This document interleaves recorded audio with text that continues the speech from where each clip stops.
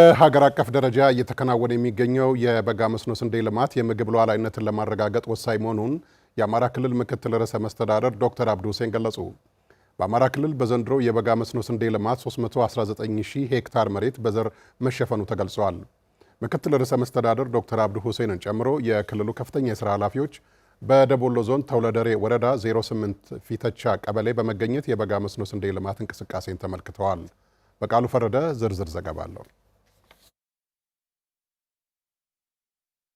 የአማራ ክልል ምክትል ርዕሰ መስተዳድር ዶክተር አብዱ ሁሴንን ጨምሮ የክልሉ ከፍተኛ የሥራ ኃላፊዎች በደቡብ ወሎ ዞን ተውለደሬ ወረዳ 08 ፊተቻ ቀበሌ በመገኘት የበጋ መስኖ ስንዴ ልማት ስራን ተመልክተዋል። የአማራ ክልል ምክትል ርዕሰ መስተዳድር ዶክተር አብዱ ሁሴን በምልከታቸው ወቅት በሰጡት አስተያየት ምርትና ምርታማነትን በመጨመር የሀገርን ነጻነትና ክብር ለማስጠበቅ እንዲሁም የምግብ ሉዓላዊነትን ለማረጋገጥ የስንዴ ልማት ወሳኝ መሆኑን ጠቅሰው በምርት ዘመኑ በክልል ደረጃ ከ319,000 ሄክታር መሬት በላይ በስንዴ መሸፈኑን ተናግረዋል። እንደ ክልል በዚህ የበጋ መስኖ ስንዴ እቅዳችን ካቀድነው ውስጥ ወደ 319,000 ሄክታር እንደ ክልል ተዘርቷል። ይሄ የዛ አካል ተደርጎ ነው የሚወሰደው። ስንዴን መዝራት ማምረትን በመንግስት ደረጃ ለምን በኢኒሼቲቭ መልክ ተወስዶ እንዲሰራ ተደረገ የሚለው ቁልፍ ጥያቄ ነው። ይሄንን ጥያቄ የምንመልሰው አንዱ ምርትና ምርታማነትን በመጨመር ከተረጅነት ጋር ተያይዞ ያለውን የነጻነትና የክብር ጉዳይ መልስ መስጠት እንድንችል ነው።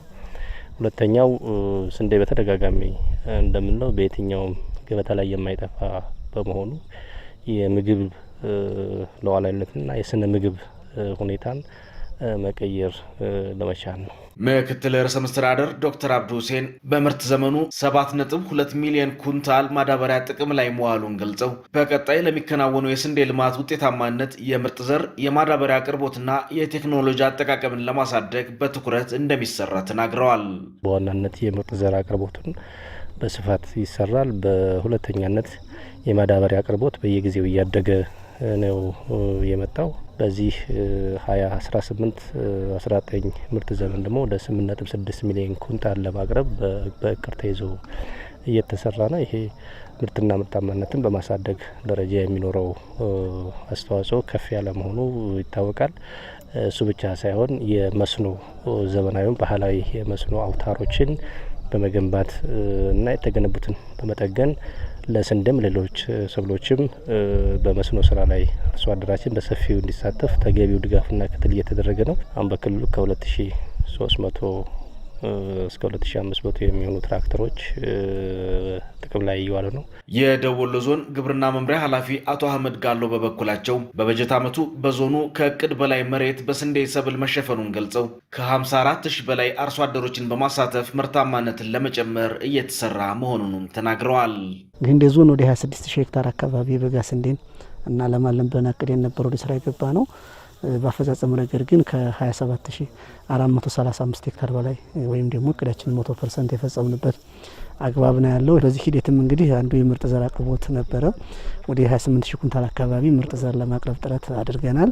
ከማዳበሪያ አጠቃቀማችንም አኳያ ደግሞ ወደ 52,000 ኩንታል አካባቢ ዲያፕ ፕላስ ዩሪያ ማለት ነው ለማቅረብ ጥረት አድርገናል። በዚህ የስራ አፈጻጸም እንግዲህ ወይም ደግሞ በማልማትም ከ54,000 በላይ አርሶ አደሮች የተሳተፉበት አግባብ ነው ያለው። በምርት ሂደታችንም ከ860,000 ኩንታል በላይ ምርት እናገኛለን ብለን አቅደን እየሰራን ያለ ነው። የባለሙያዎች ድጋፍ፣ የግብዓት አቅርቦትና የገጠር ፋይናንስ አገልግሎትን በማሳደግ በክልሉ የስንዴ ምርታማነትን ለመጨመር ርብርብ እንደሚደረግም ነው ምክትል ርዕሰ መስተዳድር ዶክተር አብዱ ሁሴን የተናገሩት።